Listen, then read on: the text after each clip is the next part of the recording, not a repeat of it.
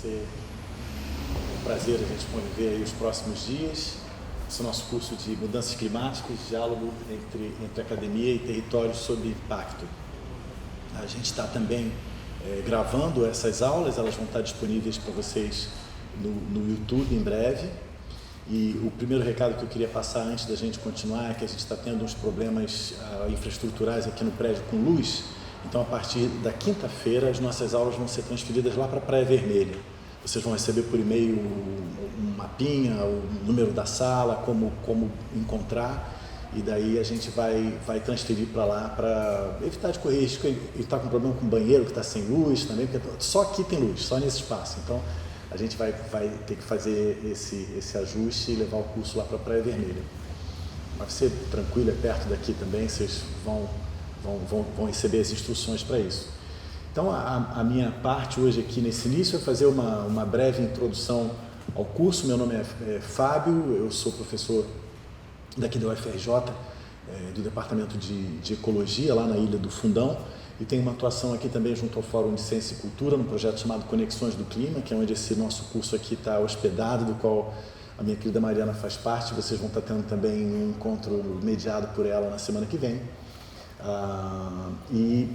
Eu tenho também uma cátedra, que é um grupo de estudos, também aqui no Colégio Brasileiro de Altos Estudos, sobre o tema de futuros, que inclusive é o tema que eu vou falar com vocês na aula de quinta-feira, depois da manhã, com mais tranquilidade. O meu objetivo hoje é fazer uma brevíssima introdução ao tema das mudanças climáticas, especialmente o estado atual, em função do último relatório do IPCC, que é o Painel Intergovernamental de Mudanças Climáticas das Nações Unidas. Vamos fazer uma breve introdução sobre esse estado atual das coisas em relação às mudanças climáticas, e em seguida vou falar rapidamente sobre o curso também, e em seguida nós vamos ter dois convidados. A professora Aline Pires vai estar falando para a gente sobre a relação entre mudanças climáticas e biodiversidade, e em seguida o professor Carlos Milani, os dois da UERJ. O professor Milani vai estar falando para a gente sobre geopolítica das mudanças climáticas. Então, indo direto aqui para o nosso tema de hoje. Então, vou começar um pouquinho sobre esse estado atual, e que é o que sai desse recente relatório do IPCC, que saiu em meados do ano passado, em 2021. É o sexto relatório de avaliação do IPCC. Esse painel foi criado em 1988, para vocês terem ideia, já tem bastante tempo, e de cerca de 6 em 6, 7 em 7 anos, ele lança relatórios sobre o estado do clima no planeta. Eu imagino que vocês já devam ter ouvido falar, porque cada relatório do IPCC que sai tem muita repercussão na mídia. Eu pude participar do quinto relatório como autor, que foi o relatório que a gente fez ali no período entre 2011 e 2014, e agora saiu o resultado do sexto. E o que esse relatório mostra, aqui o que a gente tem é um gráfico de aumento de temperatura em relação a 1850, um pouquinho depois do início da era pré-industrial, que se deu ali, deu cerca de um século depois, cerca de 100 anos antes disso. Então, o que você nota aqui, a linha principal preta, é a linha observada, né, de aumento de temperatura. O quanto de temperatura aumenta em relação ao zero da era pré-industrial, ou do início da era industrial, vamos dizer assim, nesse caso aqui. E tudo que está ao redor dessa linha principal é o que é modelado, o que seria de se esperar, de se encontrar. O que aparece aqui em azul, tanto na linha azul mais forte, como nesse espectro em azul ao redor da linha, é o que seria de se esperar se não houvesse ação humana. Se houvesse apenas uma ação natural, climática sobre o planeta, decorrente de raios solares, de vulcanismo e de outras atividades que não decorrem da ação humana. O que a gente vê aqui em cima, em amarelo, e especialmente nessa linha preta, é o que vem sendo observado. Então você nota que o que a gente tem de aumento de temperatura em relação ao momento no qual a atividade industrial humana ainda era pouca no planeta, é cerca de 1,2 graus a mais. O que a ciência já mostra é que se essa temperatura aumenta até 1,5 graus acima do que era na era pré-industrial ou no início da era industrial, 1,5 grau a mais, a vida continua mais ou menos como a gente conhece. Se ultrapassar 1,5, aí a gente começa a ter várias mudanças essas em várias frentes. Uma dessas mudanças é no campo da biodiversidade, que a Aline, que chegou agora, vai estar falando para a gente daqui a pouquinho. Mas tem várias mudanças também no campo da saúde, no campo social, e isso a gente vai poder explorar com vocês aqui ao longo do curso. E o que esse mesmo painel científico, o IPCC, projetou, é que, e eu vou mostrar para vocês já, é que a gente tem que mudar o nosso padrão de emissão de gases de estufa, que tem muito a ver com a forma como a gente produz coisas, como a gente consome, tem a ver com como a gente se alimenta, tem a ver com como a gente se transporta.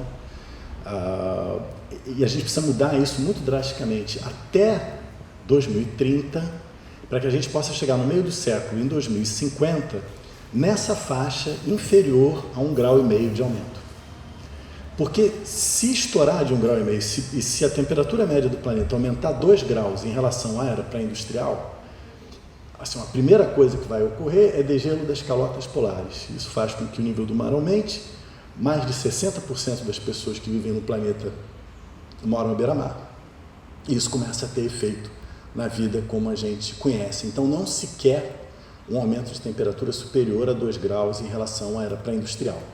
E para isso, um acordo político, que é o acordo chamado de Paris, que foi lá celebrado em 2015, e esse acordo ele preconiza isso, que as nações do mundo vão fazer os esforços possíveis dentro do que lhes cabe para conter e eventualmente reduzir o seu padrão de emissão de gás estufa, para impedir que a gente, em 2050, tenha mais do que 1,5 graus Celsius em relação ao início da era industrial ou era pré-industrial. Claro até aí? É um pouco assustador, está rápido, né? Assim, a velocidade com que essa temperatura aumenta, e isso demanda uma mudança rápida. Agora, rápido a gente falando isso hoje, né? Esse acordo foi celebrado em 2015, mas a Convenção do Clima existe desde 1992.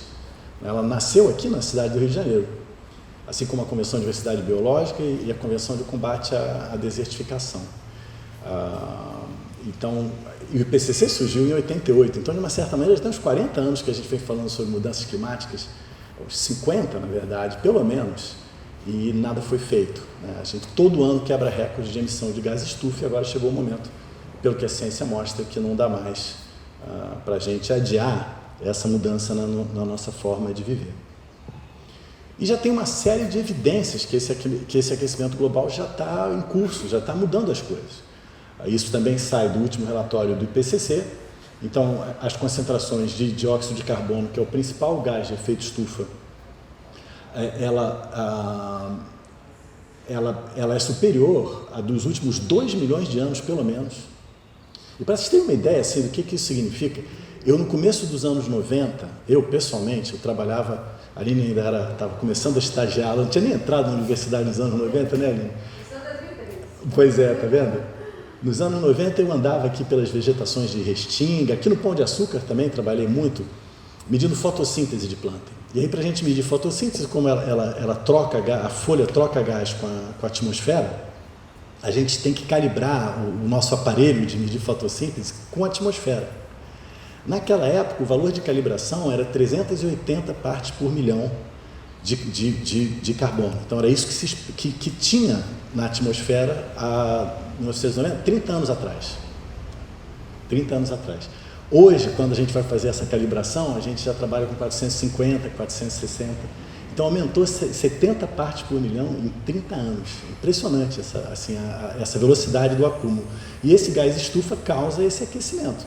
E esse aquecimento que está em curso já significa recuo de glaciais sem nenhum paralelo nos últimos 2.000 anos. Então, tanto os glaciares de altitude como os glaciares polares já vêm recuando. A última década, né, essa década que passou de 2010 a 2020, ela já é a última década, ela já é a mais quente de qualquer outro período dos últimos 125.000 anos. O nível do mar tem aumentado mais rápido do que qualquer século nos últimos 3.000 anos. A cobertura de gelo do Ártico de verão ela é menor do que em qualquer período dos últimos 1000 anos. O aquecimento do oceano mais rápido do que em qualquer momento desde o fim da última era glacial. E a acidificação dos oceanos no nível mais alto dos últimos 26 mil anos, que significa, entre outras coisas, morte de corais e deslocamento de espécies marinhas, assim por diante. Então, isso é o que já se sabe, né? E fora o efeito, a Aline vai falar para a gente aí de efeitos sobre grupos, espécies. Assim, por exemplo, os anfíbios são muito sensíveis a aumento a mudança de temperatura, não é nem aumento, então já tem espécies de anfíbio que estão sendo relatadas como indo à extinção por causa de mudança climática. E por aí vai. Então, já não é mais uma coisa do futuro só. E na semana que vem a gente vai falar um bocado sobre o futuro aqui também, mas agora já está acontecendo. E isso mostra, mais uma vez, a urgência, a emergência de se lidar com esse tema. E não é uma coisa também estrangeira, porque durante muito tempo, e com o professor Milani vocês vão poder explorar mais dessa geopolítica, durante muito tempo tinha essa discussão. Olha, tem os países que emitem, os emissores históricos, e tem os países que estão em desenvolvimento, esses têm que dar uma lambuja para eles, porque eles precisam crescer. E isso dividiu o mundo durante um tempo entre esses países emissores, que eram os ricos, o protocolo de Kyoto era meio isso. Então os ricos têm que cumprir meta, têm que lançar e cumprir meta de redução de emissão de gás estufa, e os que estão em desenvolvimento ainda, tudo bem. Essa dinâmica mudou, né, politicamente, até porque a gente tem países como China, Rússia, Brasil, Indonésia, que estão aqui nesse ranking, que não são exatamente países desenvolvidos, que estão entre os grandes emissores. Isso aqui é o acúmulo de emissões de 1850 a 2021. E é chocante perceber que o Brasil é o quarto maior do mundo histórico. Em 2020, sozinho, durante a pandemia, o Brasil aumentou 9,5% das suas emissões de gás estufa, praticamente só com desmatamento e queima no Pantanal e na Amazônia. E a gente foi, em 2020, o quinto no mundo. Na histórico, somos o quarto do mundo. Hoje, a gente vê que Estados Unidos e China, né, em primeiro lugar disparado, e Estados Unidos em segundo lugar são os dois maiores emissores, mas o Brasil está num triste quarto lugar histórico.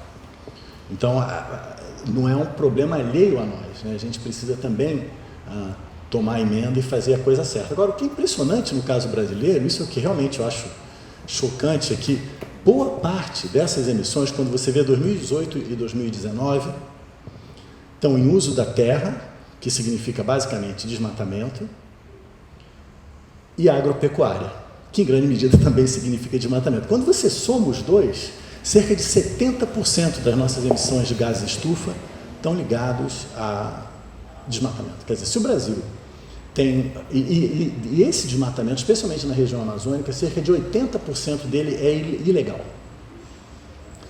Quer dizer, por força de lei, se a gente contivesse esse desmatamento, a nossa taxa de emissão ia diminuir muito drasticamente. E se tornando um baixo emissor, talvez a gente tivesse mais tempo para fazer as mudanças tecnológicas necessárias para ter menos emissão de fontes industriais e de fontes urbanas, como transporte, veículos, energia, geração de energia, essa coisa toda. Então, o Brasil tem essa possibilidade em mãos hoje, a partir de políticas de redução do desmatamento, que infelizmente a gente não vem tendo, especialmente ao longo dos últimos 10 anos, eu diria, e sendo que esses últimos 4 foi ainda mais grave. Então, o que se quer evitar, né? Além disso tudo que eu já falei para vocês, o que esses diferentes mapas mostram, e são mapas também extraídos aí do relatório do IPCC, é que a variação em temperatura, aqui nessa coluna esquerda, ela está de 0 a 4 graus, mais ou menos, a 3 graus no nosso continente, com aquecimento de 1,5, que é o que a gente tem tudo para chegar até 2050. Com aquecimento de 2 graus no mundo, aquecimento médio, o que a gente vê aqui é que vai ter lugares no Brasil que o aquecimento é de 4, 5. Então, quando eu falo 1,5, 2, eu estou falando do planeta todo. Mas o efeito local desse aquecimento no planeta, ele varia de um lugar para o outro. Para vocês terem ideia, um aquecimento global de 4 graus, aí você vê o que acontece, né, em termos de aumento de temperatura. A gente vai ter uma boa parte do Brasil, inclusive a Amazônia e Cerrado, com mais de 6 graus.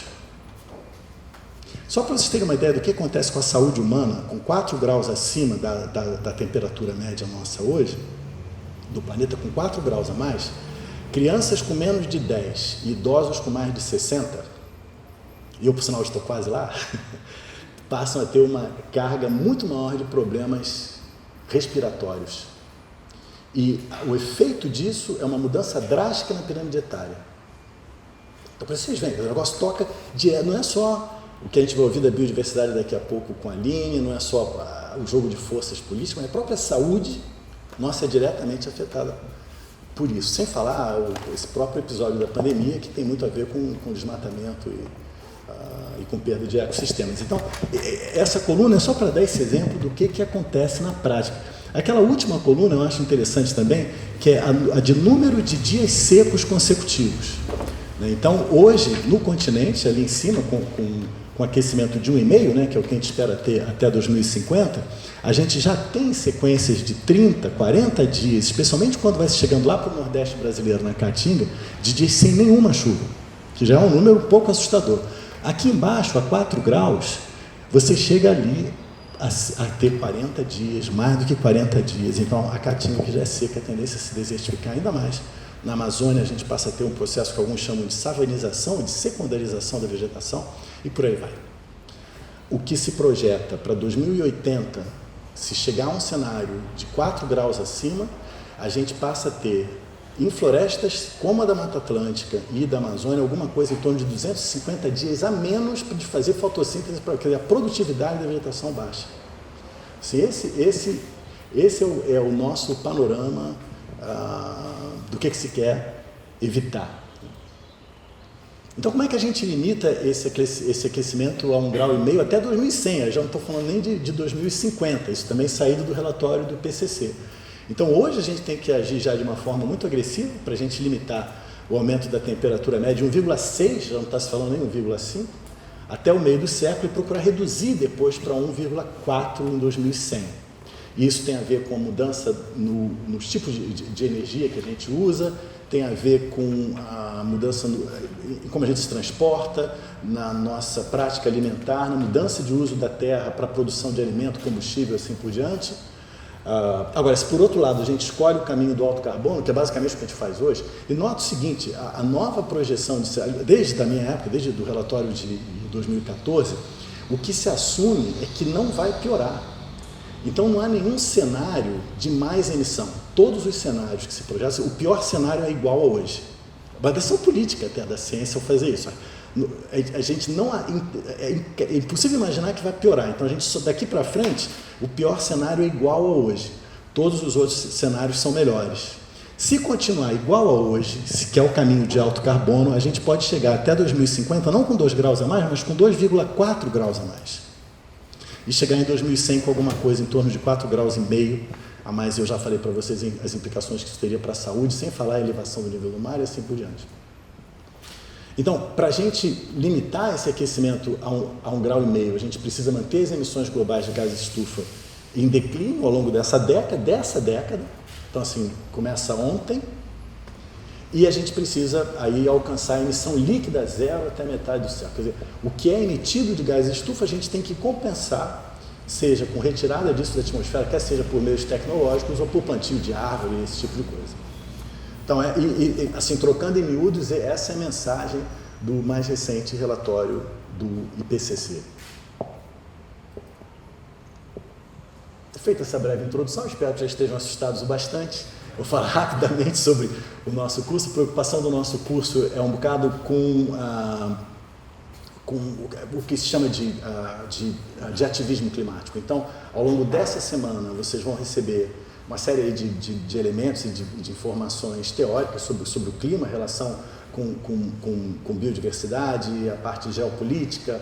Na semana que vem vocês vão ter, aliás, na quinta-feira já vocês vão ter um pouco mais sobre o antropoceno, o que está acontecendo nesse momento que a gente vive hoje com a Ana. Eu vou estar falando sobre futuros, como que a gente prevê futuro tão bem, mas o que acontece que a gente não toma ação. Esse vai ser um pouco o tema da minha fala. E a gente vai ter também algumas mesas redondas, aí vai ser bem interessante também. Mariana vai estar mediando uma com ativistas climáticas, com uma colega ligada ao Live Mundi, a outra ligada ao Climate Reality Project. Aliás, as duas são ligadas ao Climate Reality Project. No outro dia a gente vai... Eu errei aqui, eu esqueci uma das datas, viu, gente? Vocês já receberam o calendário, tá mais certinho do que isso. Em uma das mesas redondas a gente vai trazer jovens lideranças de territórios. A gente, há pouco tempo atrás, foi em abril, esse nosso mesmo grupo, a gente ofereceu um curso para jovens que moram em partes mais vulneráveis aqui da cidade e da região metropolitana. E foi um grupo de mais ou menos 200 jovens, não foi isso, Mariana? Então, tinha uma aula aqui, mas o resto das aulas eram nos locais onde eles vivem.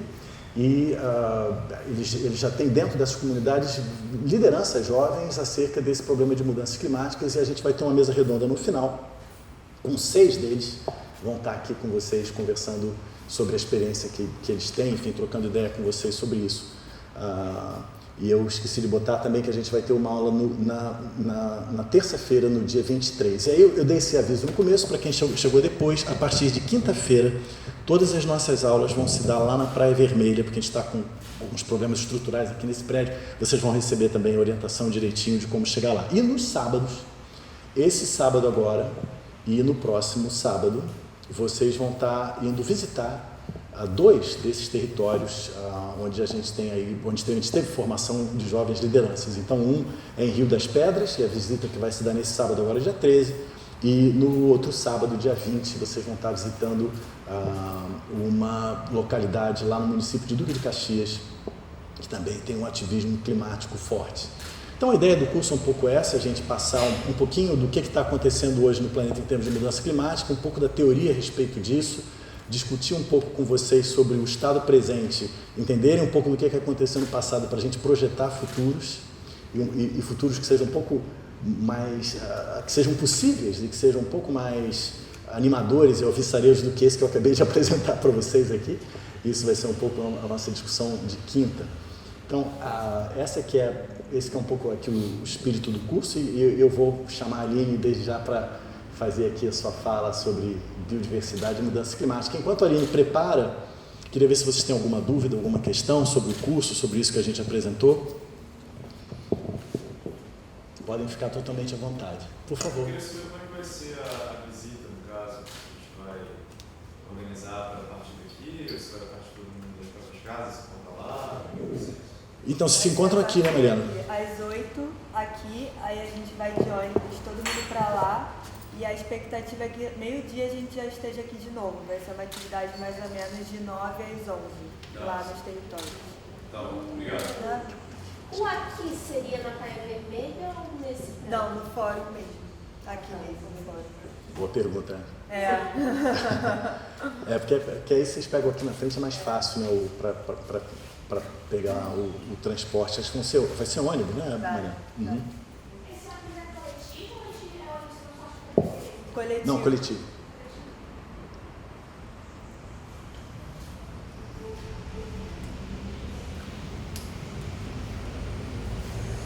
Mais alguma questão? A opção de fazer remoto é 100% remoto, 100% presencial? Não, pode misturar. Porque, aliás, é uma boa pergunta também pelo seguinte, o curso é aberto, é um curso de extensão, então ele é aberto tanto para alunos de graduação como de pós-graduação. Ao final, os participantes, a gente vai estar mandando para vocês um questionário, assim, perguntando o que acharam do curso, o que o curso pode melhorar e tal. Aqueles que responderem vão ganhar um certificado de participação. Essas aulas aqui de conteúdo e os debates, vocês podem assistir remotamente. É óbvio que a gente acha bem melhor que vocês possam vir aqui, mas a gente entende as diferentes dificuldades. Agora, nos sábados não tem como ser remoto, né? Aí o sábado realmente é presencial. Então, além do certificado de curso de extensão, Os alunos de graduação que quiserem contar horas para porque vocês precisam preencher, os de graduação precisam preencher uma carga horária de extensão. Eu não sei exatamente como isso funciona, porque é uma coisa nova, assim. E aí vocês podem pleitear essa carga de extensão caso vocês tenham tido presença, especialmente no sábado, mas preferencialmente aqui também. Tá? Então tem esse balanço aí para vocês levarem em conta. O certificado vocês todos vão ganhar, as horas de extensão para quem realmente estiver presente. Eu acho que você vai falar que não, mas eu fiquei com essa dúvida agora. Para pós, porque eu sou do PPGE, da FRJ. Ah, sim. E aí eu fiquei pensando se teria alguma forma dele entrar como talvez disciplina complementar, alguma coisa não, né? Eu acho que você vai ter que pedir para a coordenação do curso. E aí pode ser que a coordenação do curso me pergunte e eu tenho que passar para eles o que é o conteúdo. Tá. Então, eu acho que é possível. Eu acho que no seu caso eu tentaria. Tá? Você é aluna de quem lá? Da Rita. Ah, Sou vizinha da Aline. Ah, legal. Querida Rita. Ótimo. Aline, manda brasa. Para contar essa presença nas horas de certificado, vai ter tipo uma lista de presença, alguma coisa assim? Não, o certificado vocês vão ganhar, independente disso. Que a maneira da gente controlar vai ser ao final vocês fazerem uma avaliação do curso, que a gente vai estar mandando o formulário para vocês. Para contar crédito de extensão para quem precisar, né, que for da graduação, para pós-graduação isso não conta. Aí sim a gente vai ter uma listinha aqui do pessoal que está presente. Tá bom? E aos sábados, qual vai ser o tempo limite para chegar? Porque vai ter ônibus, vai ter... Então vai ter que ser pontualíssimo, porque a ideia é sair daqui às 9 e estar de volta pontualmente ao meio-dia. Então não tem atraso possível. Às 8, né? Chegar lá às 9. Isso. Ah, não tem nem pela tolerância, chegar às 8. É sair às 8. Sempre vai ter um pouquinho, mas... 30 segundos. Quanto mais Então pontual, acordem melhor, cedo. porque aí a gente vai mais cedo pra casa também.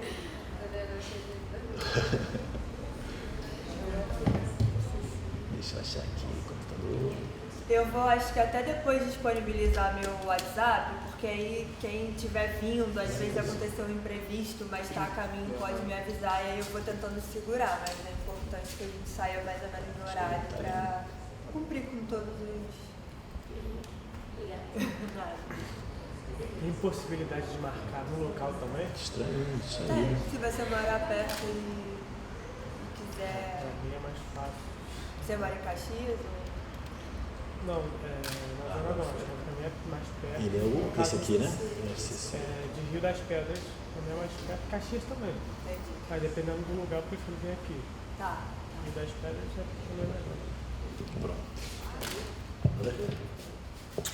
Gente, aí, como eu falei, professora da UERJ, querida amiga, trabalhou recentemente numa ação conjunta, ele leva uns minutinhos, uma ação conjunta entre dois painéis, o painel de mudanças climáticas, o IPCC, que eu mencionei, e o IPBS, que é o primo do IPCC para a biodiversidade. Então, esses dois painéis se reuniram para fazer um estudo sobre a relação entre clima e biodiversidade. A Aline foi uma das autoras. E, além disso, a Aline coordena também o painel brasileiro de biodiversidade e serviços ecossistêmicos. Então, vocês não poderiam estar melhor servidos que com a minha queridíssima Aline. Não está aparecendo aqui, ó. Não sei se chega. Ele chega um momento, ele tá... Todo mundo tem seu tempo. Isso é bom.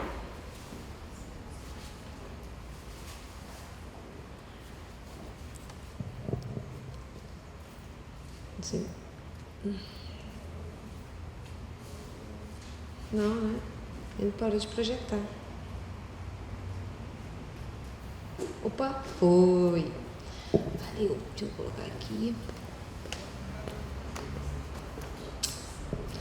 Bom, gente, mais uma vez, Fábio, obrigada pelo convite. Assim, para mim é um prazer enorme voltar aqui, participar dessa iniciativa super legal. Sou cria da FRJ, né? Então atualmente sou professora da UERJ, e então voltar sempre aqui na UFRJ, fui do programa de pós-graduação, então para mim é uma alegria enorme poder aqui trocar uma ideia com vocês, na verdade. Então, mais do que uma fala, ou vocês acharem que isso aqui é uma, sei lá, palestra, qualquer coisa do tipo, a ideia é a gente poder realmente trocar um papo, ter das dúvidas que forem aparecendo em vocês, à medida que a gente vai discutindo um pouco desse tema, né?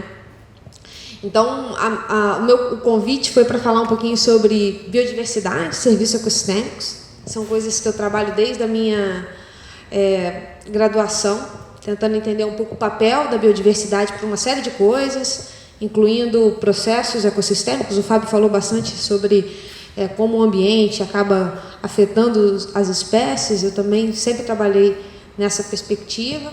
E, mais recentemente, quando fui fazer um pós-doc com o Fábio, comecei a enveredar um pouco mais dentro dessa lógica sobre os serviços ecossistêmicos, né? Então, tem essa galerinha aqui que está comigo, né? Eu sou professora da UERJ, também sou gerente de projetos na Fundação Brasileira para o Desenvolvimento Sustentável, que é uma instituição que busca implementar o desenvolvimento sustentável principalmente através da mobilização do setor privado.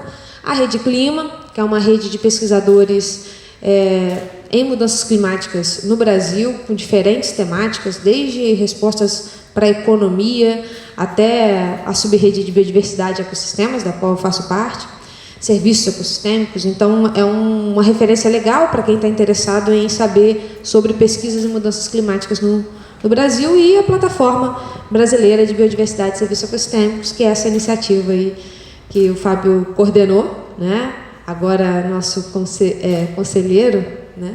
E dá todo esse apoio para a gente. Bom, eu acho que uma pergunta que às vezes a gente fala biodiversidade para baixo, para cima, assim, toda hora, né? O que é biodiversidade? O que vocês acham que é biodiversidade? Quando a gente fala a palavra biodiversidade, o que vem à mente de vocês? E talvez por que a gente está pensando nesse tema num curso que era para falar de mudança climática? Diversidade da vida. Beleza, diversidade da vida. Boa. Alguém tem mais alguma outra perspectiva? O que é essa diversidade? Como é que ela se manifesta? Eu acho que a gente muitas vezes pensa muito em riqueza, né, de espécies, quando a gente fala em biodiversidade, só que tem outros parâmetros também, né, que são levados em conta, tanto as funções ecossistêmicas, as interações, né. Legal. Diferentes tipos de espécies, né, que falam um pouco dessa diversidade de vida, que é o que a gente chama na ecologia de riqueza de espécies. Essa questão de processos dos ecossistemas também, isso de alguma forma fala com a biodiversidade.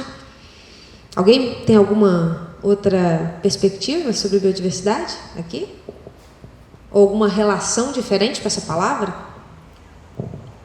Biodiversidade é um termo que geralmente a gente quase subentende ele, né? A gente para poucas vezes para definir o que é biodiversidade. A gente geralmente vai pensar em alguma coisa, talvez uma imagem que pudesse representar o que cada um, e talvez cada um, se fechar o olho agora e ouvir a palavra biodiversidade, pode imaginar uma coisa diferente, né? Mas geralmente está atrelada com essa multiplicidade de formas de vida, né? E que vai desde a variedade de número de espécies numa comunidade, né? Falar de riqueza, vai falar de diferentes processos, diferentes ecossistemas, mas também pode pensar na relação que as pessoas têm com esses ambientes, né? E como cada pessoa, indivíduo, tem uma relação distinta com essa natureza, né? E como a variedade de formas de vida que essa natureza possui, né, cria esses diferentes vínculos. Para a gente simplificar um pouco as coisas, né, no sentido de tudo que pode acontecer, a gente vai falar um pouquinho do conceito de biodiversidade, que é apresentado pela Convenção da Diversidade Biológica. Tá? Como é que ele define biodiversidade? Biodiversidade é a variação que existe não apenas entre as espécies de plantas, animais, micro-organismos e outras formas de vida no planeta, ou seja, variação em qualquer forma de vida que a gente tem e divide esse planeta com, né? Mas também dentro das espécies, ou seja, mesmo se você vê uma única espécie, existe diversidade dentro daquela única espécie, é o que a gente chama de variação genética. Isso é importante também para uma série de processos, tá? No nível de diversidade de diferentes espécies, cada indivíduo que possui uma característica específica dentro daquela espécie que ele representa. Então, quando a gente olha e vê, ali tem um macaco, ali tem um tucano, ali tem uma planta, a gente também fala de diversidade nessa perspectiva. E também quando a gente fala dessa variação nos diferentes ecossistemas. Então, quando a gente olha uma paisagem, e talvez quando a gente pensa a palavra biodiversidade, alguns de vocês imaginam, sei lá, uma floresta, por exemplo, e tudo que está ali, né? Desde a variação que está ocorrendo dentro de indivíduos da mesma espécie, das diferentes espécies e o sistema como um todo, a gente também está falando de biodiversidade, da interação entre elas e dessa interação com o ambiente físico. Tá? Então é muita coisa, né? Basicamente, o que a gente está falando é tentar incluir todas essas formas de vida, a natureza como um componente importante dessa caracterização do que é biodiversidade. Agora, o Fábio comentou um pouquinho sobre a importância da Convenção Quadro do Clima para essa mobilização em relação às mudanças climáticas, e aqui, né, no início da década de 90, eu também não estava aqui, com 92, eu estava no auge dos meus 7 anos, sendo, sei lá, tá aprendendo a fazer conta, mas já acontecia coisas muito importantes aqui pertinho, né? Por exemplo, a Convenção Quadro do Clima, a Convenção também da Diversidade Biológica, né? Um momento super importante, onde o planeta toma posição em relação a um problema que estava sendo evidente. Assim, né? A gente experimentava mudanças climáticas, né? Experimenta e tem se agravado cada vez mais, mas também, né, a gente passa por uma crise grande da biodiversidade. Bom, e qual era a ideia dessa convenção, né? O que essa iniciativa ela propunha? Que, de alguma forma, essa percepção de que a biodiversidade, que toda essa variação de formas que a gente pensou aqui, né, que cada um colocou no seu imaginário, tem um papel importante para a gente. Então, de alguma forma, a gente precisava conservar essa biodiversidade, porque quem ia acabar se dando mal era a gente, e que alguma coisa precisava ser feita, né? E alguns valores apresentados. Então, o Guia Convenção da Diversidade Biológica busca assegurar a conservação da biodiversidade, ao mesmo tempo que entende que o uso dessa biodiversidade é importante para o nosso bem-estar, então assegurar um uso sustentável dessa biodiversidade e que esses benefícios do uso da biodiversidade seja repartido, considerando a soberania das nações. Então, essa era um pouco a proposta dessa Convenção da Diversidade Biológica e uma série de esforços, inclusive dentro da academia, na ciência, foram feitos em tentar ressaltar ainda mais o papel que a biodiversidade pode ter para explicar o funcionamento das coisas e por que é importante a gente conservar a biodiversidade. Bom, e aí, né, da onde vem isso? Vem da percepção de que a gente nunca antes na história do planeta havia perdido tantas espécies com a velocidade com que a gente perdia. O Fábio falou dos anfíbios, eles são um caso emblemático sobre o quanto que um grupo em si, né, com a diversidade dos anfíbios, por exemplo, está vulnerável às modificações que a gente está causando no planeta. Então, a atual taxa de extinção é cerca de 45 mil vezes maior do que eu esperava. A gente está, claro, a extinção das espécies, né, o desaparecimento e surgimento de novas espécies num tempo evolutivo é um processo natural, né? Então a gente pode esperar que esse processo de diversificação da vida, né, o surgimento de novas espécies num espaço de tempo, numa escala evolutiva, assim como outras espécies deixando de existir, seja um processo natural.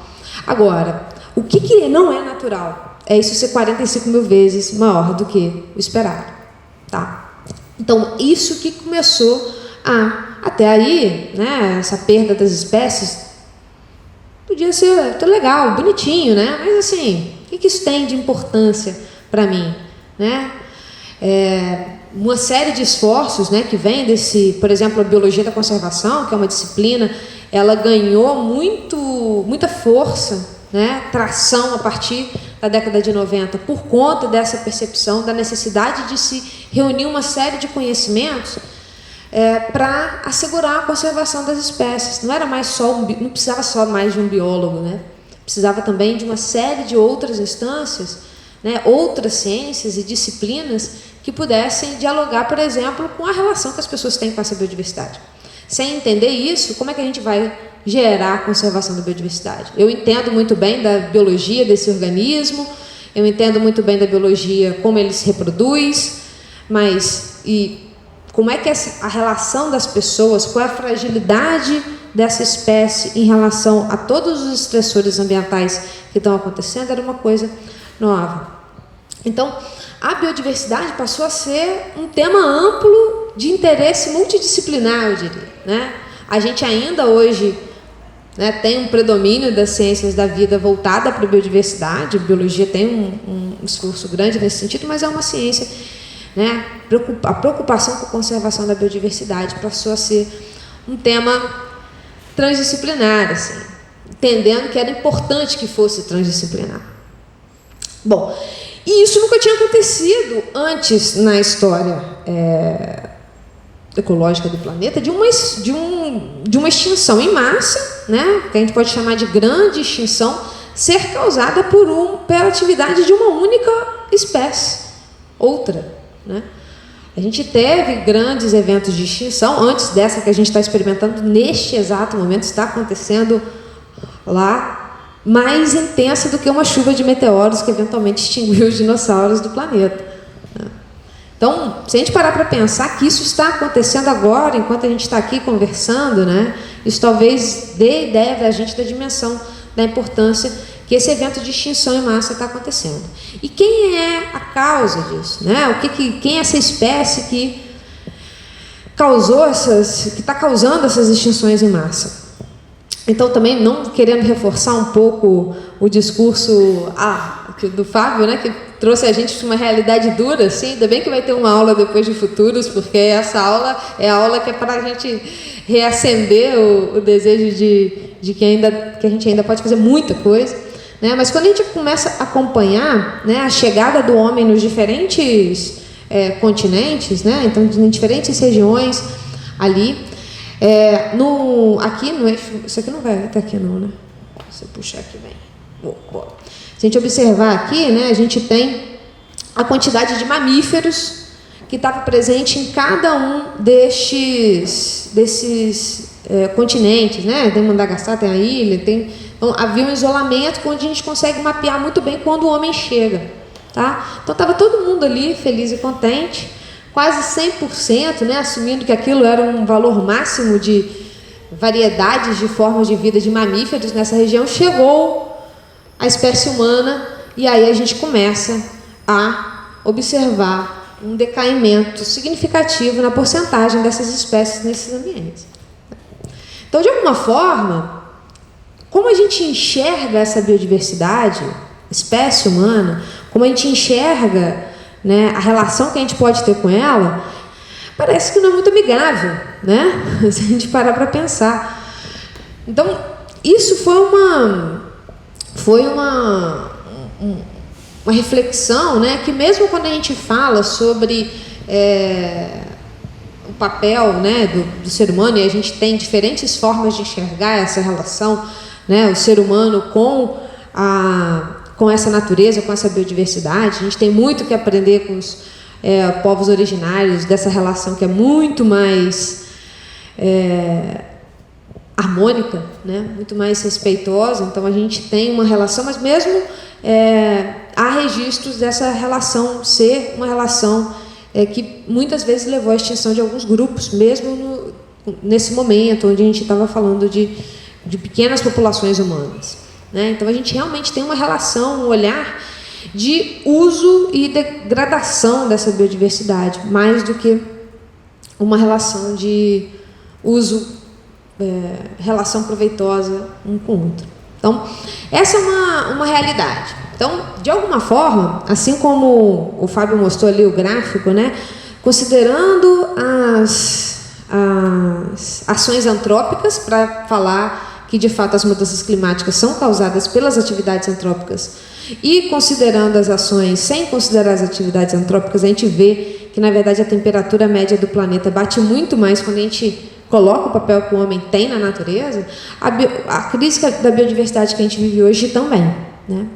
E isso tem muito a ver com as mudanças climáticas, que a gente quer. A ideia da nossa discussão de hoje agora é tentar entender o quanto que isso, né, essas perdas, elas podem estar atreladas a essas a própria biodiversidade, às mudanças climáticas, assim como também tentar entender um pouco como é que o comprometimento da biodiversidade também afeta os benefícios que essa biodiversidade pode prover para as pessoas, né? E como um desses benefícios, por exemplo, a capacidade que a biodiversidade tem em lidar com as mudanças climáticas, em tentar interromper um pouco esse processo, fica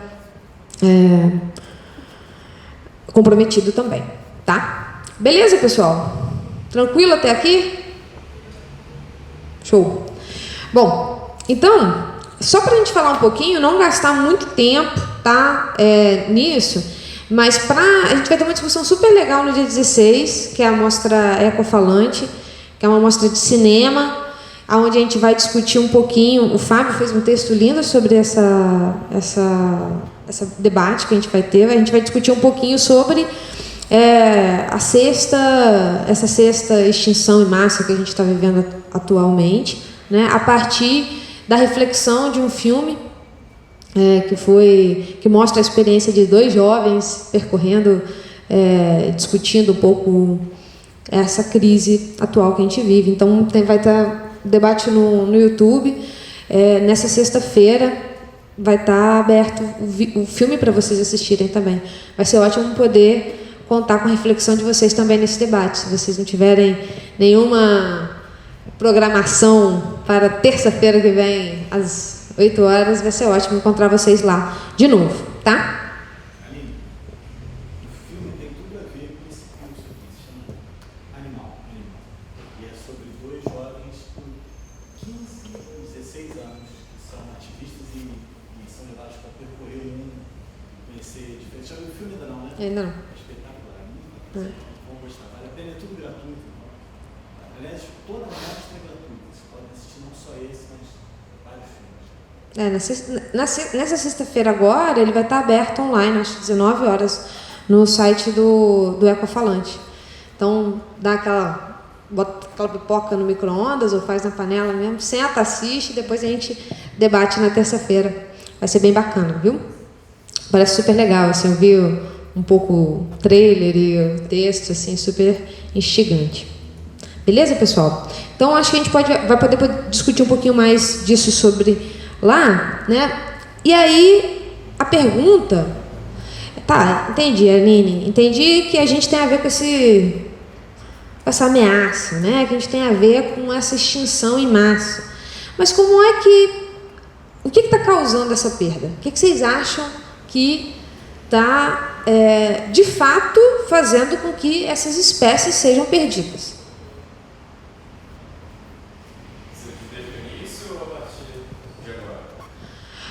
Vamos falar dessa crise atual, dessa extinção em massa que a gente está vivendo agora, da perda de biodiversidade que a gente está vivendo nesse momento.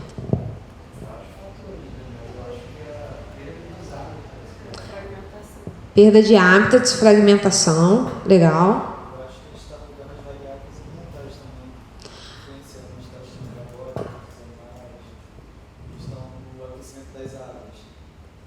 Legal. A gente está mudando o ambiente de uma forma generalizada, e a gente pode falar de aquecimento das águas, né, a modificação do ambiente, que pode estar relacionado com mudança climática, né, essa modificação que vem da alteração climática, ou outras alterações no ambiente, que pode incluir também, dialoga com essa fragmentação do habitat, né, a perda de habitat, isso está causando. Acho que a grande questão é o tempo evolutivo, né, que a gente não está dando para as coisas acontecerem. A gente muda... Não dá tempo das espécies conseguir responder a essas mudanças, né? Mas o quê? O que poderia estar causando essa perda de biodiversidade? Acho que a própria evolução do cérebro humano em termos de curto prazo, não conseguir olhar a longo prazo, faz com que a gente não consiga entender muito bem o que está acontecendo e não consiga reagir sobre o problema no geral. Legal. Nossa incapacidade de resposta, né? É legal trazer isso, assim. Boa.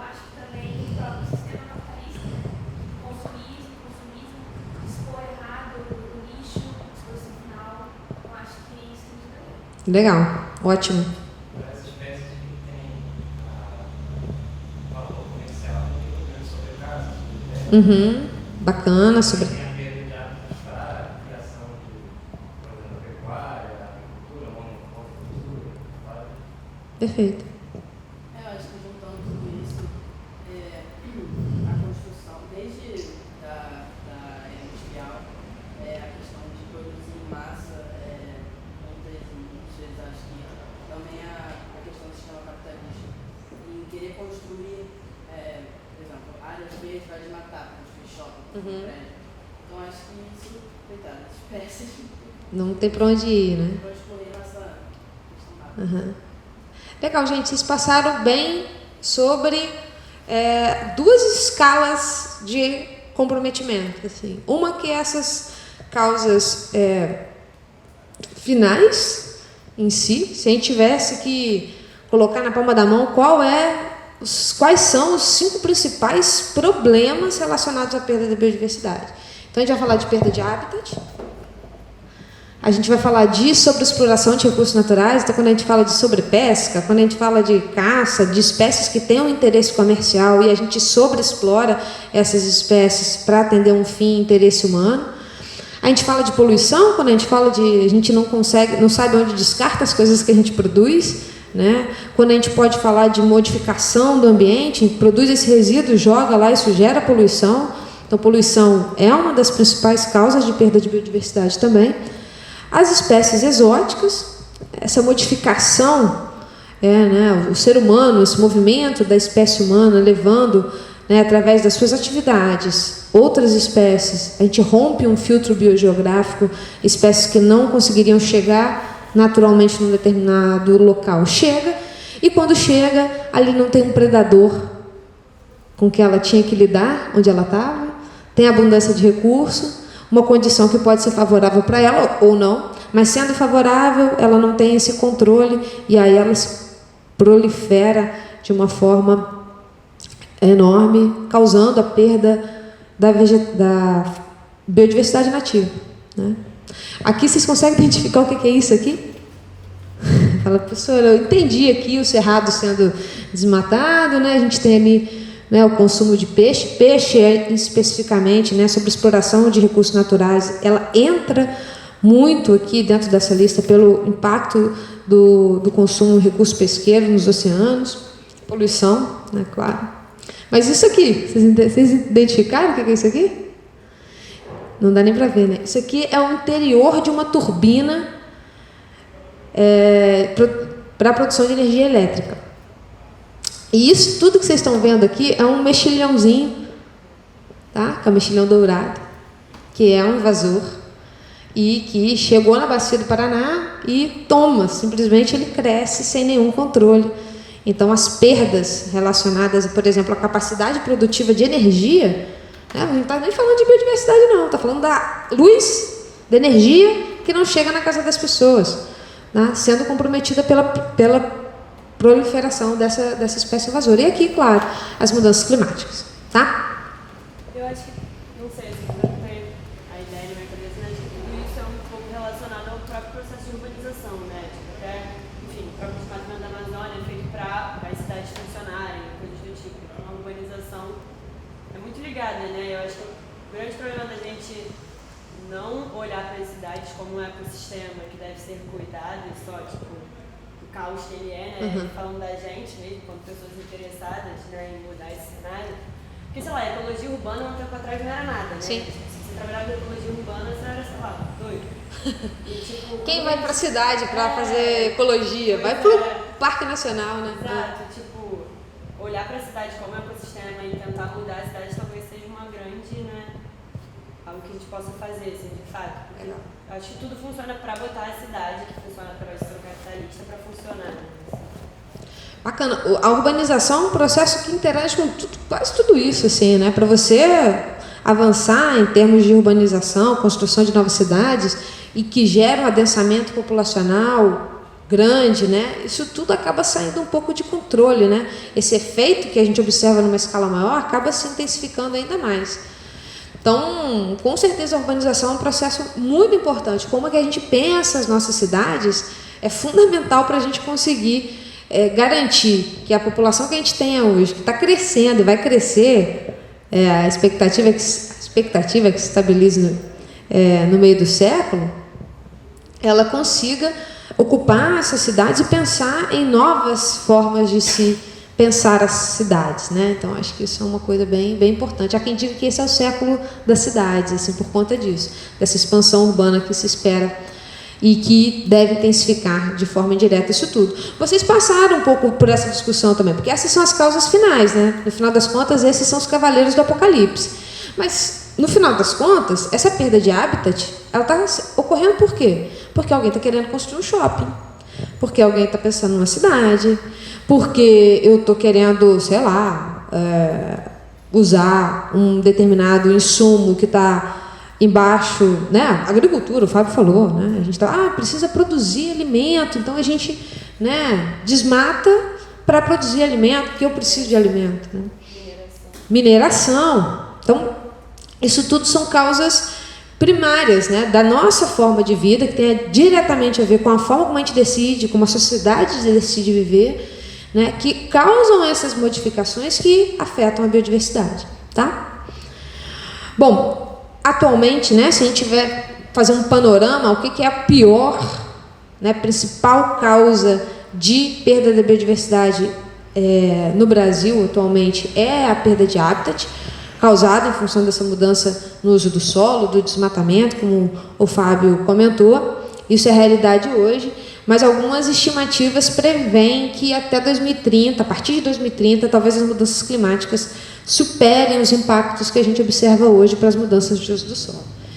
Então, esse impacto das mudanças do clima, né, a gente fala muito de temperatura, mas a gente pode falar também de variáveis que não estão, né, por exemplo, a distribuição das chuvas, o quanto que isso vai comprometer uma série de espécies, né, principalmente espécies, por exemplo, do ambiente aquático, que dependem, na verdade, quando não chove, esses ambientes aquáticos eles não são alimentados. E aí não tem, a perda de hábitat somada com a mudança climática ali, porque na verdade não tem a constituição desse ambiente, tende a se tornar mais importante. Pessoal, uma das coisas que a gente faz muito na universidade é tentar, né, sistematizar o conhecimento que a gente tem sido produzido. Algumas iniciativas são feitas e pensadas nesse sentido. A primeira iniciativa que, de alguma forma, tentou organizar isso, né, e tentar entender essas ameaças globais para a biodiversidade numa escala planetária foi a Avaliação Ecossistêmica do Milênio, que é de 2005. Quem aqui já estava aqui em 2005? Uma galera, né? Certo? Todo mundo aí, pô, já estávamos aqui. Eu já estava na faculdade. Ainda não tinha me formado, estava entrando no bacharelado em ecologia no fundão. Então a gente tem aqui essa relatório que foi super importante, e eu adoro esse quadro porque ele é bem instrutivo, assim, tem muita informação. Ele pega aquelas 5 principais ameaças que eu falei para vocês, ele divide o mundo em diferentes biomas. Então, aqui a gente tem desde florestas boreais, temperadas, tropicais. Depois, se vocês quiserem, eu posso compartilhar a aula com vocês. Depois vocês podem pegar essa referência e o meu e-mail e aparecer lá na UERJ, que a gente troca ideia sempre que vocês quiserem. Ambientes de água doce, costeiros, marinhos, tá? Ilhas, montanhas, ambientes polares. Dividiu aqui o mundo em diferentes biomas, tá? E aí a cor do quadradinho significa o impacto daquela ameaça nos últimos 100 anos, no último século. Então, quer dizer que quanto mais vermelhinho, pior foi aquela ameaça para aquele bioma nos últimos 100 anos. Em cima desse quadrinho colorido, tem uma setinha que está dizendo a tendência. Uma coisa pode ter sido muito ruim, mas agora não é tão ruim. E uma coisa que antigamente não era tão ruim, agora pode estar sendo muito importante, né? Então, faz um panorama geral, assim, de entender essas ameaças em cada um desses sistemas. Eu só queria chamar a atenção para vocês das mudanças climáticas aqui. No último século, se a gente for olhar, ela não tem... Né, o mais sensível aqui foram os sistemas polares, né, que a gente tem aqui um alto impacto para a biodiversidade. O resto tudo é mais ou menos baixo ou moderado. Mas não tem uma única setinha que seja menos inclinada. Está tudo mostrando que esse talvez seja um dos principais impactos para a perda da biodiversidade. Então, de fato, se a gente não fazer alguma coisa agora em relação a isso, a chance da gente perder espécies em todos os sistemas que a gente conhece é muito grande. E aí tem, claro, né, poluição, por exemplo, muito atrelada por essa incapacidade da gente lidar com os resíduos que a gente gera das nossas atividades, e aí os demais têm uma variação grande em relação a esse posicionamento das setinhas, mas, exceto pelo impacto da perda de habitat esperado para florestas temperadas, todas as setinhas, ou elas estão apontando para cima, ou elas estão estáveis, né? Não tem nada que está diminuindo consideravelmente nesse cenário como um todo. Dúvidas, pessoal? Tranquilo até aqui? Legal. Tá bom.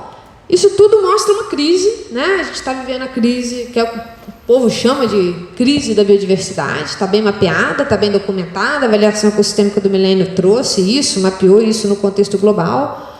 E aí tem esse trabalho aqui. Vocês já viram essa figura? Alguma vez na vida de vocês? Quem aqui já viu? Você já viu?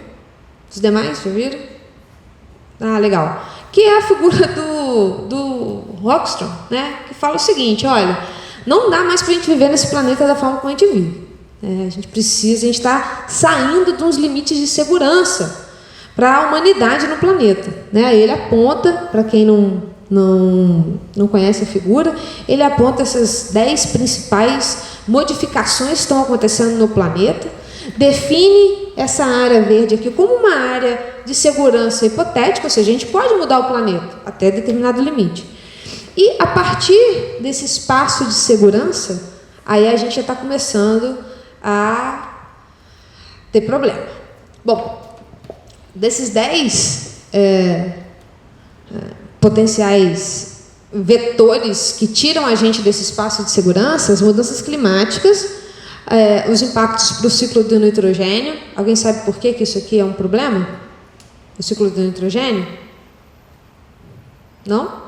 Produção de alimento, principalmente alteração relacionada à demanda para a produção de alimento, para a fertilização. Isso tudo tem gerado uma grande alteração na dinâmica da ciclagem do nitrogênio.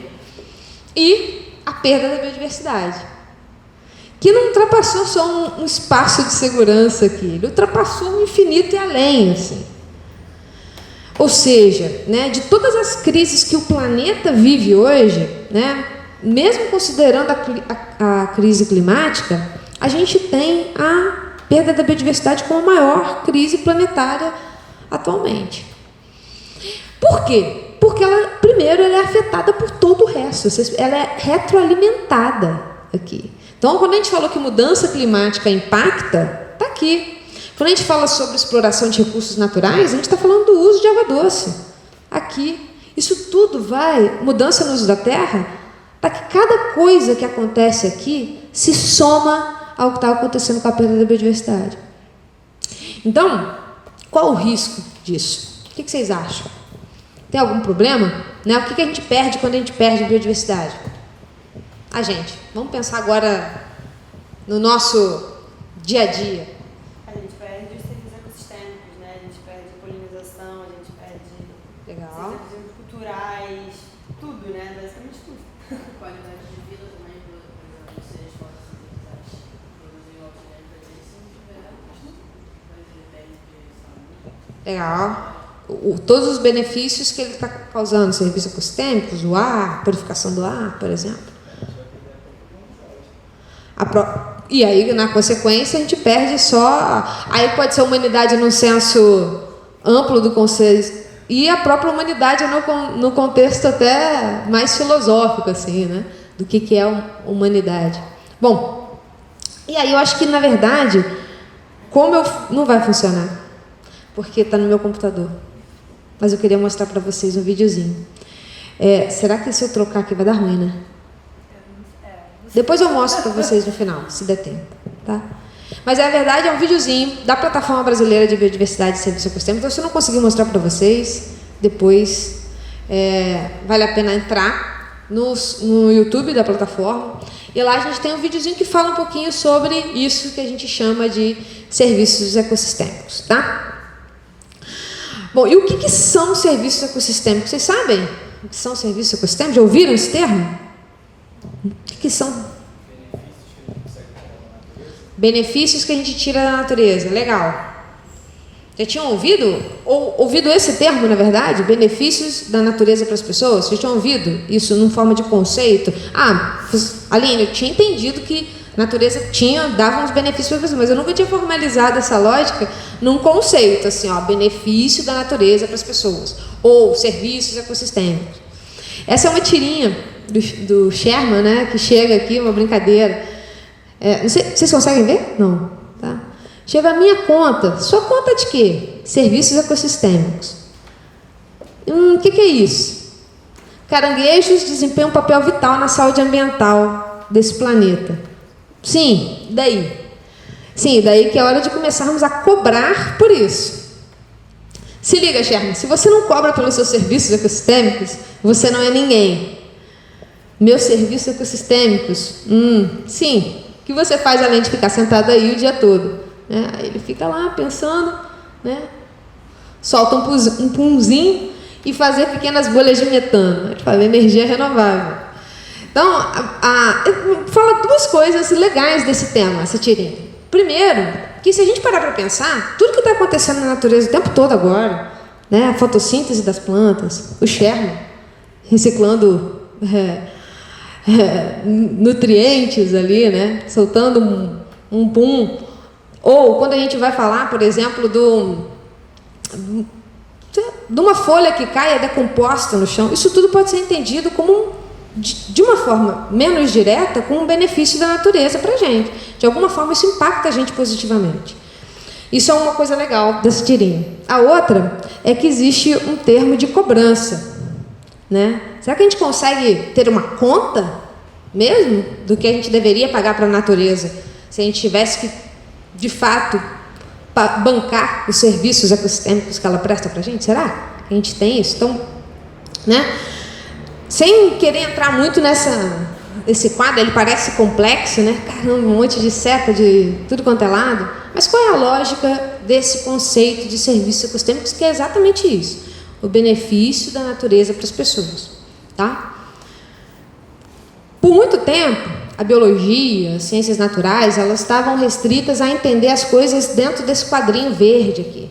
Então, tem energia natural, amarela aqui para explicitamente representar o Sol. Isso entra no sistema, então a gente tem produtividade primária, isso alimenta a natureza, as coisas como um todo. Uma série de componentes ciclam aqui, então tem a biomassa dos organismos, o dióxido de carbono, nutrientes, isso tudo faz parte de um sistema natural, que, ao funcionar, oferece uma série de serviços que a gente chama de serviços de suporte. Tá? Esses serviços de suporte permitem que, através de relações, de experiências que a gente tem com essa natureza que está trabalhando aqui, está funcionando, que através da manejo do que está acontecendo isso, através de serviços de regulação, ou com o uso desses produtos que são produzidos a partir dessas relações, através de serviços de suporte, todos esses processos gerem benefícios para um outro sistema, que é o sistema social, tá? Onde a gente está falando de leis, de percepção das preferências das pessoas, onde a gente vai falar da nossa percepção de bem-estar, das nossas necessidades e dos nossos desejos, né? Como que a economia funciona a partir desse valor que a gente atribui a esses benefícios que a gente recebe. Então, a grande vantagem, né? O grande papel, a importância do conceito de serviços ecossistêmicos foi de conseguir tentar trazer essa lógica que funcionava muito no ambiente biológico em si para uma discussão onde a gente precisa entender que o funcionamento da natureza, que essa biodiversidade, ela leva a uma série de benefícios e ela tem um diálogo direto com esses sistemas sociais. Então, esse foi um grande passo do conceito em si, né? Como é que a gente conseguiu fazer essa interlocução, tá? Então, esse é um modelo que apresenta o conceito de serviços ecossistêmicos. né? Essa é uma forma mais palatável da gente entender. Mas o que você está falando? O que é isso, Aline, né? Então, a gente tem aquelas 4 classificações, né? Hoje, tem algumas classificações de serviços ecossistêmicos que não consideram serviços de suporte como serviços em si, porque falam de uma forma menos direta com o bem-estar das pessoas, né? A gente está falando do funcionamento da natureza como um todo, mas eu acho que vale a pena deixar sempre aqui para lembrar que esse componente da natureza funcionando é fundamental para que todo o resto exista. Então, a gente está falando de, né, serviços de suporte, ciclagem de nutrientes, fotossíntese, formação do solo. Quando a gente fala de regulação, qualidade do ar, climática, regulação da água, controle da erosão, purificação da água, regulação de doenças e pragas, polinização, a mediação de eventos extremos. Quando a gente fala de provisão, né, tudo que a gente consegue tirar de fato da natureza, que pode trazer um benefício para a gente, comida, matéria-prima, recursos medicinais, água, e tudo que a gente eventualmente percebe só, serviços culturais mesmo, né? O prazer que a gente sente ao poder acessar uma floresta, né? E o Rio de Janeiro tem um privilégio enorme nesse sentido, de a gente conseguir estar próximo de áreas verdes, né? E ter nisso um bem-estar, uma relação de bem-estar, a questão da beleza cênica, valores espirituais, religiosos, tudo isso são serviços ecossistêmicos, que são produto da biodiversidade funcionando bem. Beleza? Bizarro, né? Eles desconsiderarem o suporte, porque é a base de todos os... Eu acho que tem uma coisa eu acho que é mais de tentar usar o argumento dentro de uma perspectiva mais direta. Tipo assim, olha, isso antes de você começar a discutir comigo serviços culturais, provisão e de regulação, primeiro trata de manter a biodiversidade, porque isso é a biodiversidade em si, né? Até o próprio nome, né? Serviços ecossistêmicos. Aí a gente já está passando de uma visão humana de que aquilo está para servir a gente. Exatamente. Essa relação direta, menos direta com o bem-estar das pessoas, que eu acho que tem essa distinção assim das coisas, mas vale a pena sempre lembrar disso, então por isso que eu sempre trago, tá? E aí, né, o que é importante a gente chamar? Benefício da natureza. Qual é o seu nome? O Gabriel falou, eu conheço, são os benefícios da natureza para as pessoas, né? Não sei, você conhecia algum conceito, benefício da natureza para as pessoas? Ou não? Era só definiu, porque essa é a definição que a galera usa mesmo. Só que o que começou a acontecer, né, é que essas instituições que reúnem esse conhecimento para falar sobre biodiversidade e sobre esses serviços ecossistêmicos, e aqui esse é um marco conceitual da IPBES. A IPBES é a plataforma intergovernamental para biodiversidade e serviços ecossistêmicos. Ela entende, na verdade, e foi uma reflexão a partir que o conceito de serviços ecossistêmicos ele não representaria de forma ampla todas as visões possíveis que as pessoas podem ter da biodiversidade da natureza.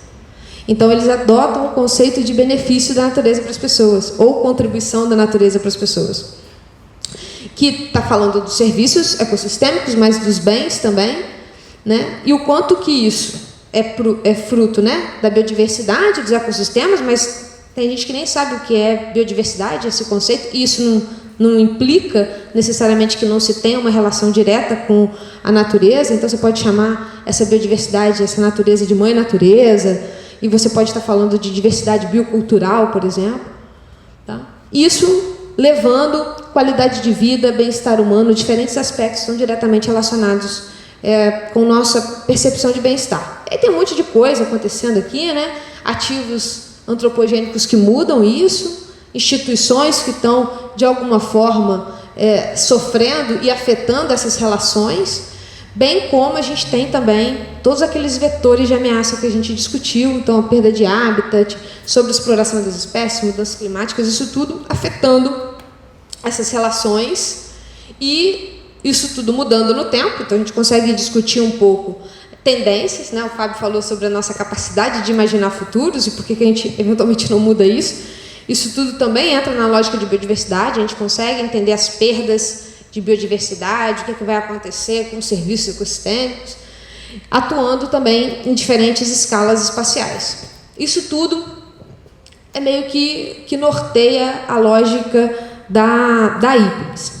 Bom, e aí, né, o Sherman está ali falando, né, pô, tem que cobrar essa conta, né, mas será que a gente pode falar de dinheiro? Vocês acham que tem como a gente falar de dinheiro quando a gente fala de serviços ecossistêmicos?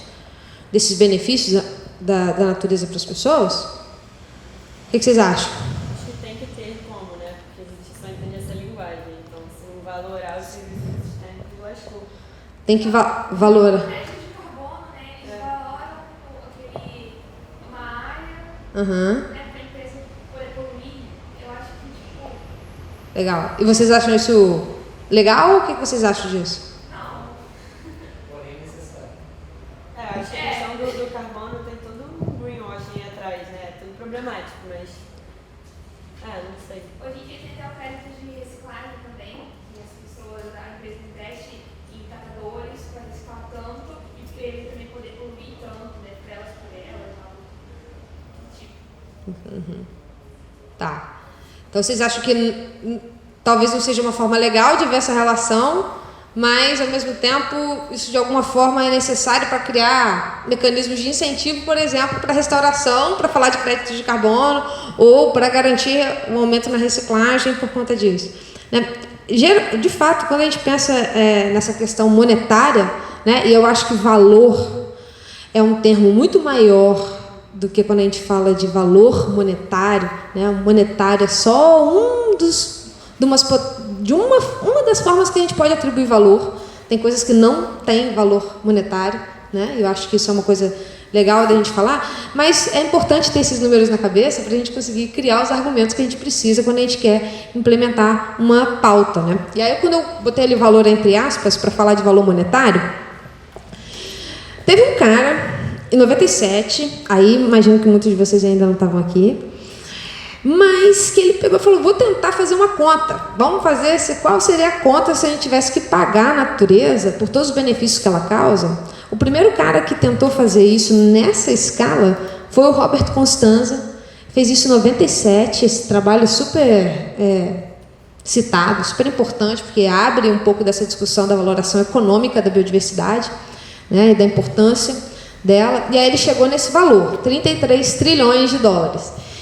Não sei vocês, mas eu não tenho ideia do que isso significa, né? 33 trilhões de dólares podia ser 12 trilhões de dólares, para mim, não sei, né? Está tão longe da realidade, do que a gente entende como dinheiro, que é difícil imaginar de fato o que é isso, né?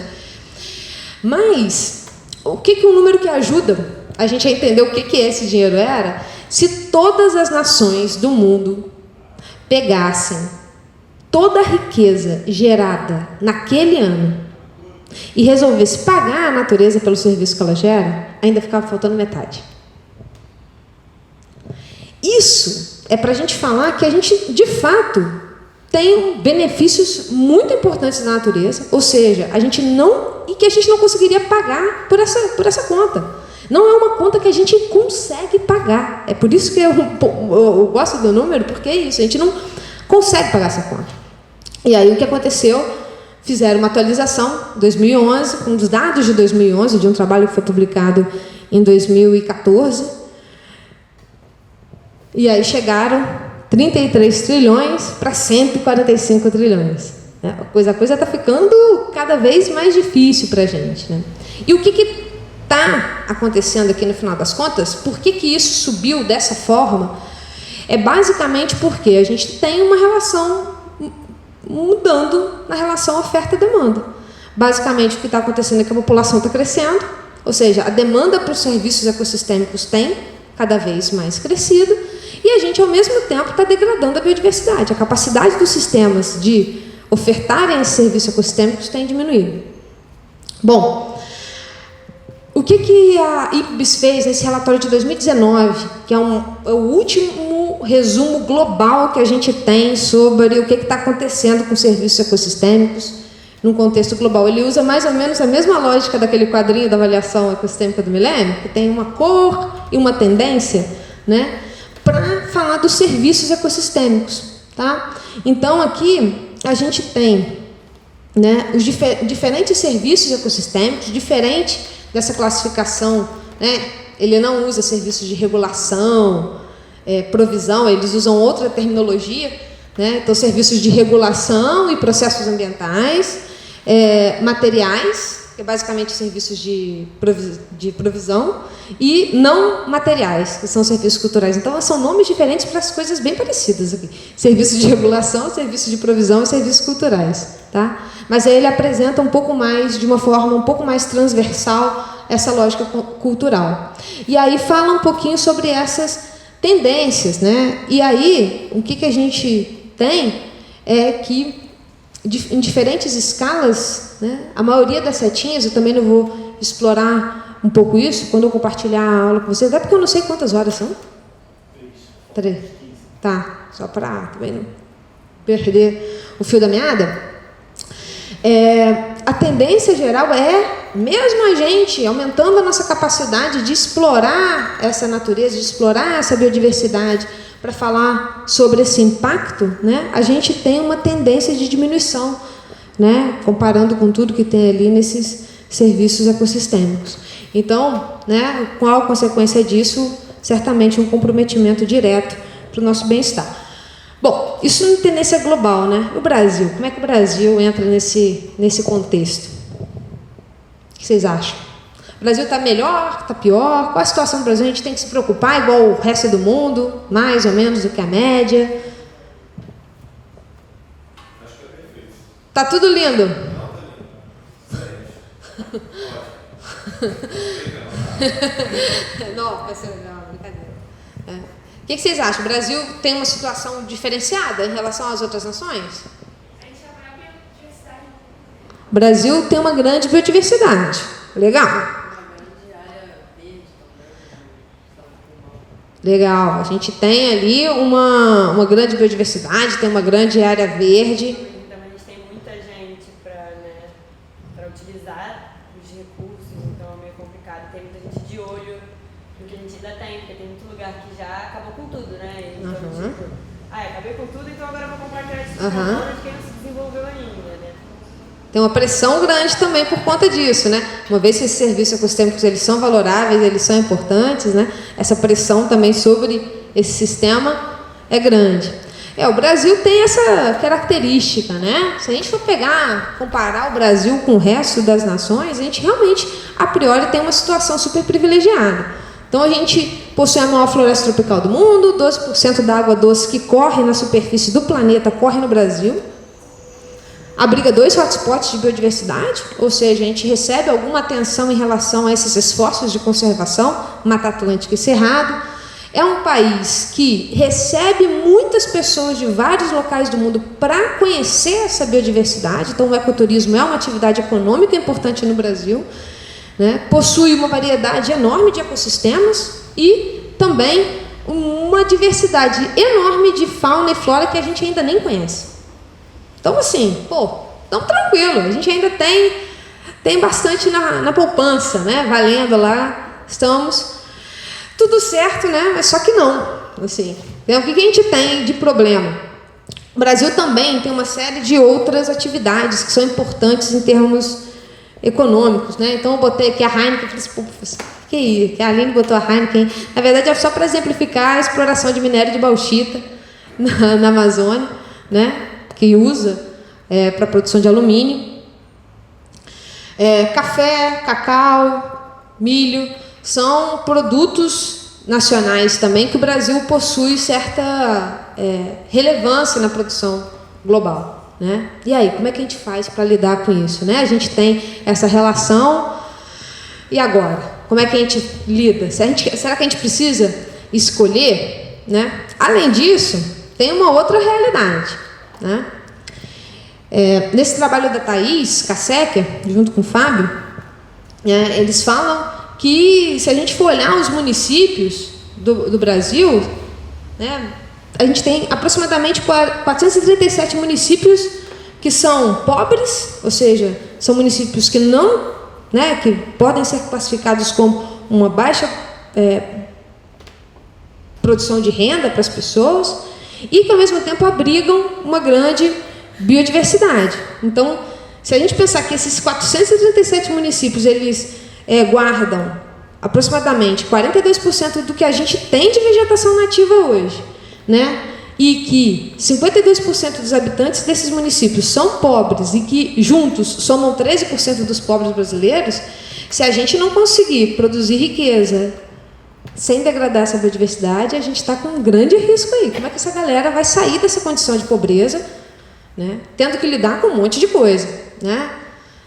Porque o modelo que a gente conhece agora é um modelo que degrada a biodiversidade, né? Então, essa é uma outra realidade. E aí, né, será que é possível diminuir pobreza sem desmatar? Bom, tentando não perder muito tempo aqui, né, botei ali esse balanço para colocar tudo, algumas dessas coisas. Será que é uma missão impossível? Será que a gente de fato não consegue congregar essas duas coisas, a conservação da biodiversidade, a capacidade do país produzir e de tirar esses países nessa situação de pobreza sem desmatar? Eu botei ali uma versão, não é o Missão Impossível clássico, né? Mas a gente tem uma agenda aí que ela é bem desafiadora em termos de quase impossível, né? A gente tem um prazo de fazer um mundo sem pobreza, sem fome, saúde, bem-estar, educação, igualdade de gênero, água limpa, energia, emprego para todo mundo, indústria, inovação, sem desigualdade, cidades, comunidades sustentáveis, consumo, produção consciente, combate às mudanças climáticas, proteção à biodiversidade, tanto marinha quanto terrestre, paz, justiça e parcerias em, contando, 8 anos? Menos, né? Né? A gente tem aqui um grande desafio, né? Por isso que a gente precisa de vocês, assim. Por isso que precisa estar todo mundo empenhado nisso, né? E quando a gente olha para essa agenda que congrega pobreza, né? A gente falou lá do Tom Cruise tentando lidar com a Missão Impossível, né? Se a gente pegar isso, né? Geração de renda para erradicar a pobreza, ter emprego para as pessoas e fazer isso, crescimento econômico, conservar a biodiversidade, a gente ainda tem uma série de outras agendas que a gente precisa dar conta, e a gente precisa dar conta. Esse é o modelo do bolo de noiva. Vocês já viram essa imagem? Que organiza não os ODS um do lado do outro, né? Mas que entende que é o seguinte, cara, não tem como ter essas coisas aqui em cima sem a gente conservar a biosfera. Essa é a base dessas transformações. Quando a gente, primeiro, manter a biodiversidade, ou seja, focar nos ODS 15 e 14, na água, ODS 6, e no clima, ODS 13, a gente vai ter a base, primeiro passo, para a gente começar a discutir aspectos relacionados à sociedade e, então, à economia, né? Esse é o modelo. Depois, queria muito poder discutir mais com vocês. Há quem diga que o modelo do bolo de noiva é invertido, na verdade, né? Que, na verdade, a gente tem como resposta da biodiversidade as modificações que a gente precisa fazer na sociedade, na economia, para que, então, a biodiversidade seja um componente beneficiado. Como mudamos essas coisas e aí a gente vai ter... Mas será? Bom, deixamos aí no ar. Mas a verdade, né, o que eu queria falar um pouquinho para vocês é sobre esse outro lado. A gente fala muito do impacto que a biodiversidade tem, né, o quanto que as mudanças climáticas vão comprometer a biodiversidade e tudo mais, mas a biodiversidade ela também traz solução, né?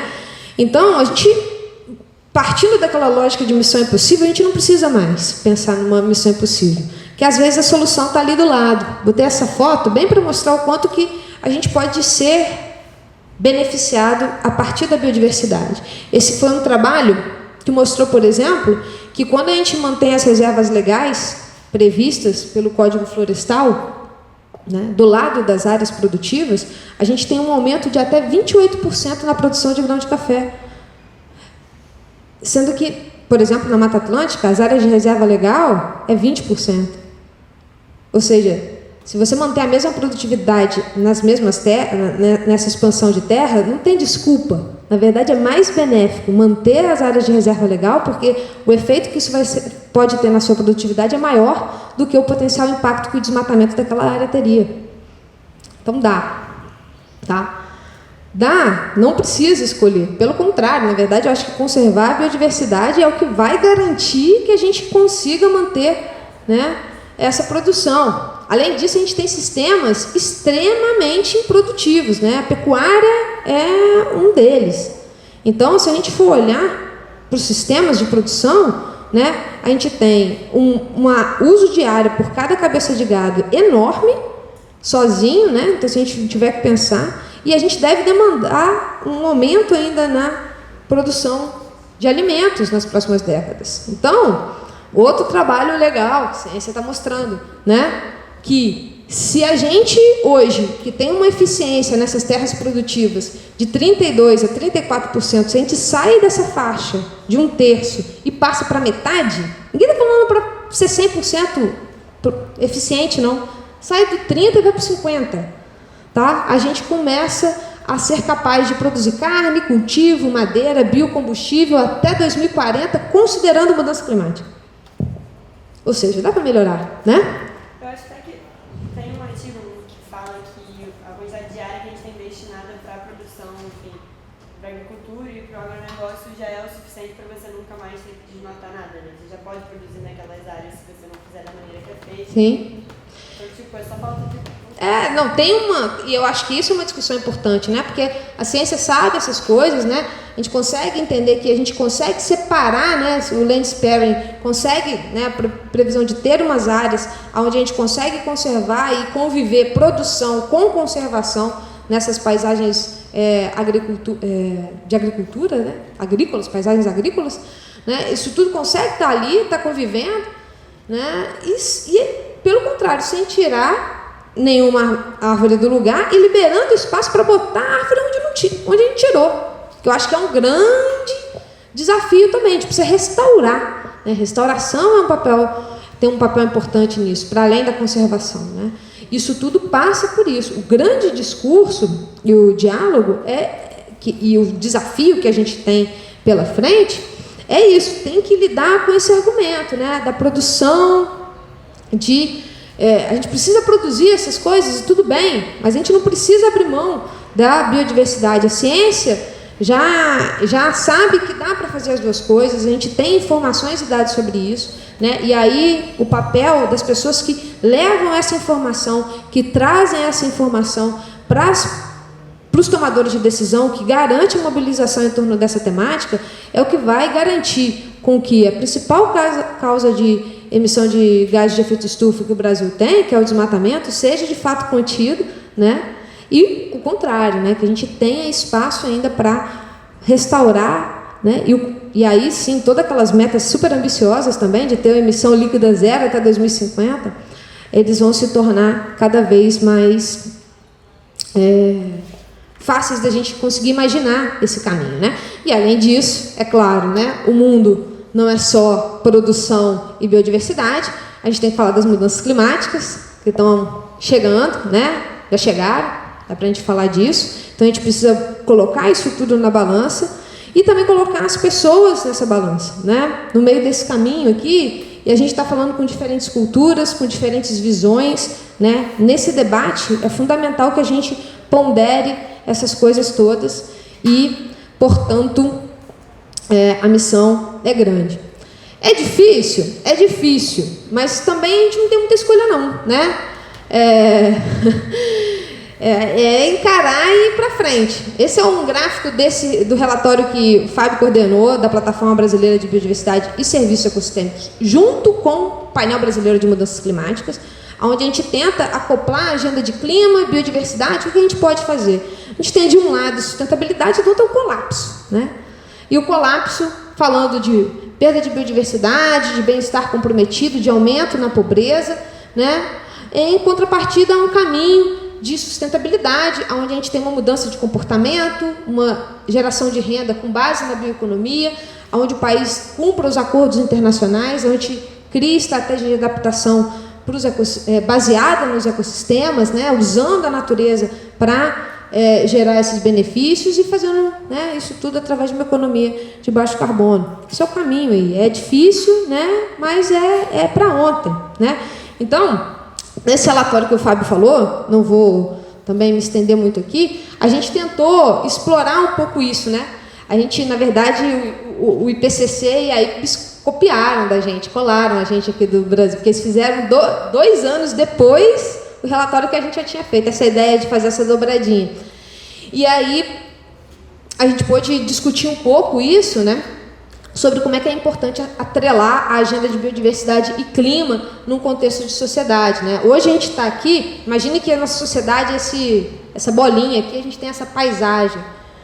À medida que o tempo passa, menos oportunidades para a gente chegar numa situação aonde a gente consiga aliar conservação da biodiversidade, clima, né, razoável para o nosso bem-estar aqui, e aspectos sociais, cada vez mais que a gente passa do tempo, né, ali está no presente, vindo para cá no futuro, a gente vai se distanciando, vai dificultando cada vez mais chegar nesse ponto que é um ponto de interesse. Né? Então, tem uma lógica aqui, né? Para cá a biodiversidade é pior, para lá o clima é pior. O que a gente quer é que a gente consiga alinhar biodiversidade e clima. São agendas extremamente interligadas, a gente já discutiu um pouquinho disso, né? E que podem trazer uma série de benefícios para as pessoas. Tá?